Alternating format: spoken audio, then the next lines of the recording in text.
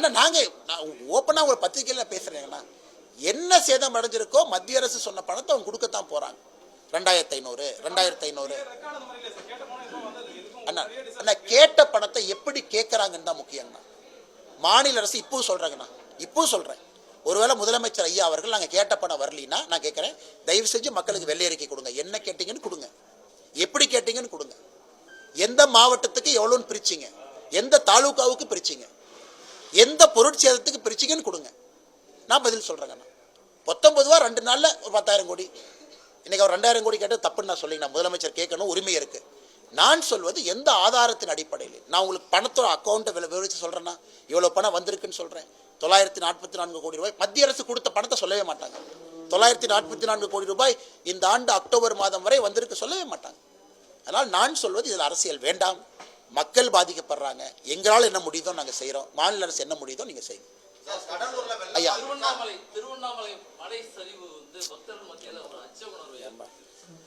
ஐயா அது ரொம்ப ஆச்சரியமான விஷயங்க ஐயா. திருவண்ணாமலை பொறுத்த வரைக்கும் சார், இது வரைக்கும் நாம் இந்த நிலச்சரிவு பாறைகள் உருண்டு வருவதெல்லாம் கேள்விப்பட்டதில்லை, முதல் முறையாக. அதுவும் எல்லாம் சின்ன குழந்தைங்க, பெரிய அச்ச உணவு ஏற்படுத்தியிருக்கு. இது எங்களுக்கும் ஒரு பெரிய ஷாக்கு. எங்களுடைய தலைவர்கள் இப்போ அஸ்வத்தாமன் அவங்கெல்லாம் கிளம்பி போகிறாங்க. திருவண்ணாமலை பொறுத்தவரை கட்சியின் சார்பாக கூட உதவி செய்கிறக்காக எல்லாம் கூட இறங்கியிருக்காங்கன்னா, இது எனக்கும் தெரியலிங்கண்ணா. திருவண்ணாமலை மாதிரி ஒரு மலை பகுதியில் மலைச்சரிவு ஏற்பட்டதே கிடையாது, முதல் முறையாக பார்க்குறோம். அதனால் எனக்கும் புரியவில்லை. குறிப்பாக இந்த வல்லுநர்கள் சொல்லணும், ஏது நடந்துச்சு, மறுபடியும் நடப்பதற்கு வாய்ப்பு இருக்கா. ஏன்னா மக்கள் எல்லாமே இன்றைக்கி பார்த்தீங்கன்னா நிறைய பேர் அந்த மலையை சுற்றி வர்றாங்க, மலையை சுற்றி இருக்கிறாங்க. அதனால் எங்களுக்கும் இது ரொம்ப புரியுதுங்கண்ணா, ரொம்ப வருத்தமான ஒரு விஷயம்.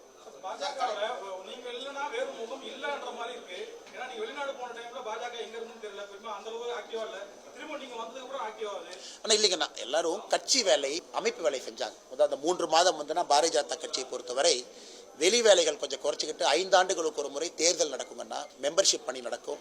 அதில் எல்லாம் ரொம்ப பிஸியாக இருந்தாங்க. இப்போ அது முடிவுக்கு வருது. அதனால தான் ஆக்டிவ், எல்லாருமே ஆக்டிவாக இருக்காங்கண்ணா. ரொம்ப நன்றிங்க.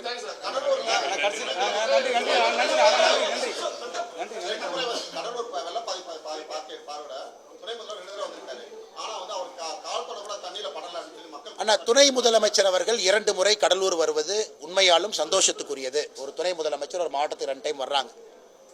கொடுக்கக்கூடிய பணமும் அதே மாதிரி வரட்டும் அப்படிங்கிறதா என்னுடைய ஆசை. 2 முறை கடலூருக்கு வர்றாங்கன்னா கடலூர் அதிக பாதிப்புன்னு துணை முதலமைச்சர் ஒத்துக்கிறாரா?